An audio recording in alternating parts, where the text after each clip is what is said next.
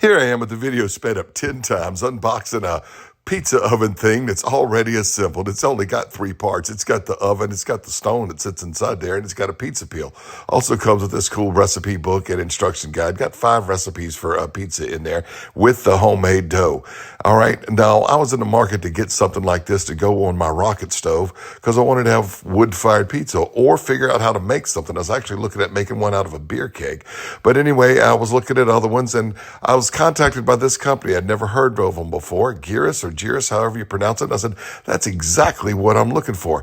Now, they've got 2 sizes. They've got a larger one with a 15-inch stone and this smaller one with a 12-inch stone, but they call the smaller one the medium-sized one. Anyway, it's got holes on the bottom for air and smoke to get into, and I was really kind of impressed with it. Fits this rocket stove almost perfectly.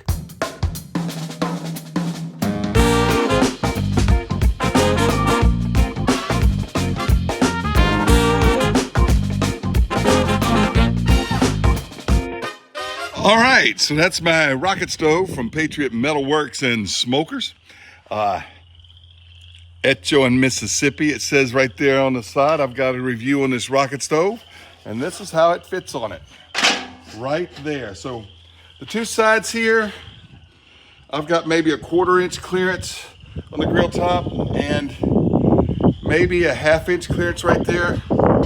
So I could cook a little 12-inch pizza or something like that. Right there on that rocket stove. All right, well, it's 2 days after I unboxed it.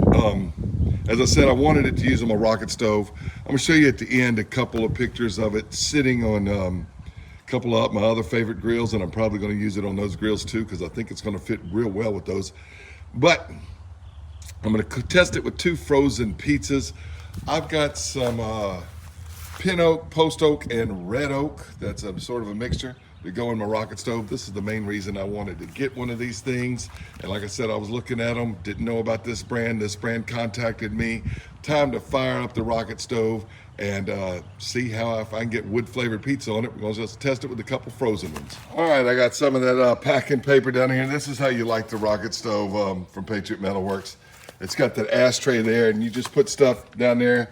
Kennon's right there for it. And this is some of that alcohol gel. It's not a petroleum-based lighter fluid. It's just an alcohol-based gel. Like that, and some of that packing paper that came with it. It's lit, even though it's out here. It's almost an invisible flame. And I'm gonna push it under there. Get under there. That'll burn and get that lit, and then I'll close it up a little better. Doesn't take long, but that's beginning to go. That's beginning to heat up. When it's in the red zone, it's ideal. Now look, that's about the perfect size for this rocket stove. That's why I wanted one of these things. I had never heard of this Geras brand. They contacted me, but I had been in the market for looking for one, was thinking about buying another brand, as I said in the intro. But I think I'm gonna be pleased. It is heating up. I can tell that's getting hot. But open that up. And there is smoke flavor in that chamber, and there is smoke coming in through the holes back behind the pizza stone. I'll be checking it with the heat gun before we put the pizzas in. Let's take a look at the pizza. All right, that's one of those Jack's brand pepperoni pizzas. Show you the box on the screen. I buy a box of 4 from the Warehouse Club, Sam's Club. And this, and I just dropped it. I know the people from Philly get irritated when you call a cheesesteak a Philly cheesesteak. It's just a cheesesteak, and if you put it on pizza, it's not a cheesesteak, it's a pizza. Take that up with the Walmart and Great Value people. I'll be cooking that one too. All right? All right, the ambient temperature is approaching 400. The outside of the top there, 210, 212. Like I said, I didn't touch that barehanded, but it is warm. And the stone is at 452. Now, that stone's gonna drop when I put this pizza in there, but let's go ahead and launch a pizza, as they say. Both of these were previously frozen pizzas. The Jack's is going in first. I say previously frozen because I would say defrosted. Some people would say thawed. I don't know what the proper term is, but do not put a frozen pizza on that 12-inch stone. I don't know if they say not to do that or not, but I'm just saying thermal shock. Make sure your pizza is thawed before you put it. Cold pizza is one thing. All right, it's right at the top of 400. And go ahead and get this here. And they say, those pizza guys, they say launch a pizza. I think that's a dumb sounding term, but Want it right in the center of that stone like that. I did have cornmeal flour on it. Cornmeal, not cornmeal flour. Woo, that's hot. Woo. And we'll let that cook. I'm gonna turn it here in a moment. Now, I do not expect that 60 to 90 second Neapolitan style pizza. I don't expect it. I don't even want that. What I want is wood-fired flavor on my pizza, and I think I'm gonna get it with this rocket stove. But that seems to be cooking pretty well. I know it's dark in there, but looks like it's cooking pretty well. All right, I'm gonna spin it. Still at 400 though. I thought the temperature would drop more than that, but it did not. Spin it. I can tell that that it is cooking. The bottom is cooking and getting crispy. I have not timed this. That's still saying 400 on the top. My stone was around 450. Starting to get leoparding on the bottom. It's starting to melt. Go ahead and spin it again. And pull it out just a little bit right there. All right, I don't know how long it's going to be. It could be as much as 10 minutes, probably more like 8. I know it's been longer than 5, but the pizza looks about done to me. Look at that cheese bubbling up right there. I spun it 3 times. I don't know if I showed all 3 times on there. Look at that. And now it's hot, hot, hot. That's what the crust looks like. Y'all, I am quite pleased with that. What I want is wood-fired flavor. I don't want 90-second Neapolitan pizza. I want wood-fired flavor, so.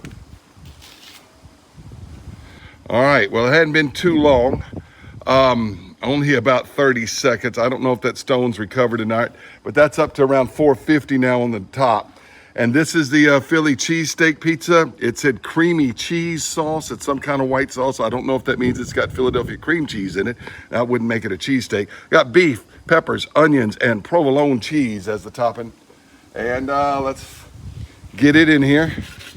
Once again, I did put some cornmeal on it, and I want it in the center of that 12-inch stone. I'm gonna time this one. While you wait on that Philly cheesesteak one, I think that frozen pepperoni or previously frozen Jack's pepperoni looks pretty good, and I can touch the bottom now. That's what we're dealing with on the bottom. I think that's pretty. All right, let's spin it. I spun the other one 3 times. Yeah, the crust is baking good. I'm very impressed. Very impressed. I will say one of the Amazon reviews said that the hinges broke and now they can't use it after 4 or 5 times.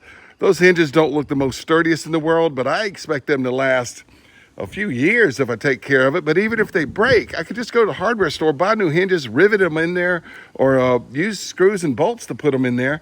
I don't see any reason why those hinges couldn't easily be replaced by the user. I think my guesstimation may have been wrong on the other one because it's only been 3 minutes. And I'm gonna go ahead and do the 3rd turn, and probably gonna be the final turn.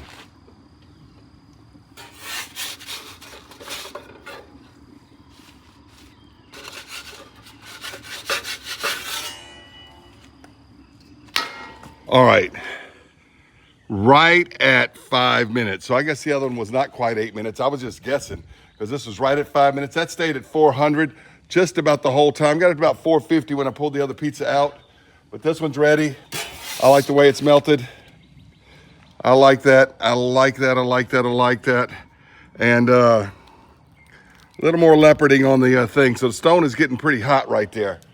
I'm gonna let that fire burn out. Cut these 2 things. All right, both of these are on the cardboard they came in.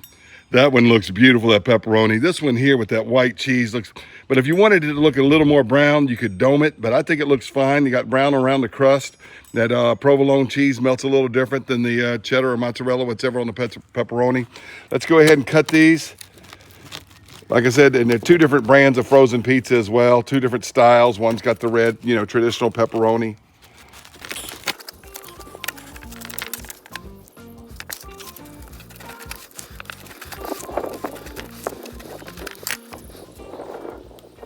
All right, let's taste this. Some of that wood came from these very oak trees behind me, which I think is pin oak. I said post oak the other day. I do have some post oak, some red oak. All that was used to make this pizza.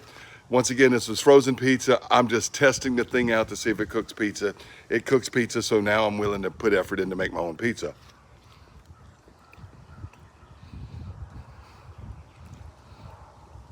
there's definitely wood-fired flavor on there. This does not taste like it came out of my electric kitchen oven or my gas grill.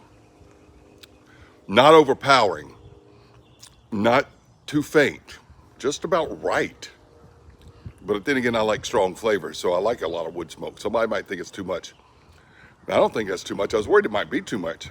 And I'd tell you if it was. That's good. The crust is crunchy. Went in thawed.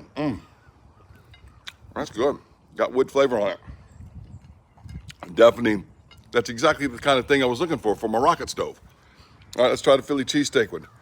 This crust looks worse on camera than it is.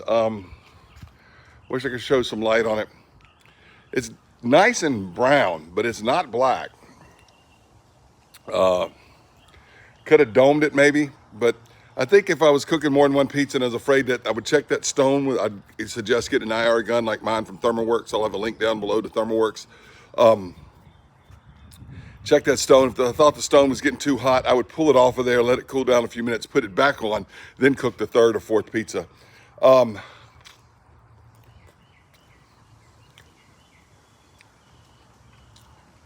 That Philly cheesesteak pizza is pretty good. That's really pretty good. I like that. I like that a lot. Crust is delicious. Once again, smoke flavor, not overpowering, not too faint. Might not be just right for some, but that's what I was looking for. Okay, let's have a discussion. Now that I've swallowed my pizza, listen. I was looking for something like that. I never heard of this brand. That brand contacted me. Okay? I don't contact the companies. You're watching Big Lou Barbecue and other things I want to do. Other things I want to do is I say what I want to say. I don't script my show. If videos go as long as I want them to go. You don't want to watch them? Fine. I say what I want to say. Sometimes I say stuff off the cuff, like I did in the intro. Oh well. Look. They offered me a chance to sell these with a commission. I have not yet, at the time of this, signed up for the affiliated link. I'm going to do it now that I've tasted the pizza off of it. It's done what I wanted it to do. If you're going to use it on a 22-inch grill, I might suggest getting the bigger one. For my rocket stove with a 16 by 16 square grill top, that's the size I needed for my rocket stove. I got the smaller one. I think it's called the medium one. But I'm going to leave a link down below to the Geras site. It's going to be an affiliated link, so if you buy one, won't cost you anything extra. Helps out my channel if you like what you're watching. All right. Anyway, thanks for watching Big Lou Barbecue. That's my in-depth review of the Geras pizza oven, and I did it on my Patriot Metalworks and Smokers rocket stove. You will see this used on other grills. Before you go away, I'm going to show you what it looks like on a couple of my 22-inch kettle-style, bucket-style grills and my gas grill. Thanks for watching Big Lou Barbecue. For those of you who follow my channel and are wondering, that's how it fits on my Monument 3-burner 325 gas grill that you've seen me review recently on my channel. That's why I did ask for the small one. It said to measure, and this was right at 17 inches, and they said the other one, it needed to be right at 17 inches. The other one might fit on this, but I think that's probably a good size for my Monument Mesa grill. Well, before we go, I want to show you what this would look like on a 22-inch kettle grill. Now, my Weber's inside there, but of course, I've got that metal Mesa that I would use on my Weber, but you can imagine what it would look like on a Weber. This is my Oklahoma Joe's smoker. It's probably the grill I'm going to store this thing in. Oklahoma Joe's Smokers Blackjack Kettle Grill. Probably the grill I'm going to store this thing in. And you can see the small one, I'd be better off with the bigger one on this grill. But like I said, I got the small one for that rocket stove we just saw. But I think it would work well because underneath here, I've got that Oklahoma Joe's charcoal manager, and the diameter is just about right for the small one here. Now with my Old Smoky, which is one of my favorite grills, inexpensive, made in America, and cooks chicken like wonderful. But I also use an accessory of my Old Smoky a lot. I use my Vortex. This is the Vortex Large, which fits it well. And it's just like a metal cone. It Now, if I turn the cone upside down and put it there, then, excuse me, because I'm holding the phone camera and moving it. And that's also about the right diameter, just the same way as that charcoal manager works. And so I think it would be good on both of these grills, and you'll see me use it since I like it now on both of these grills coming up in the future months. So stay tuned to Big Lou Barbecue if you like what I'm doing.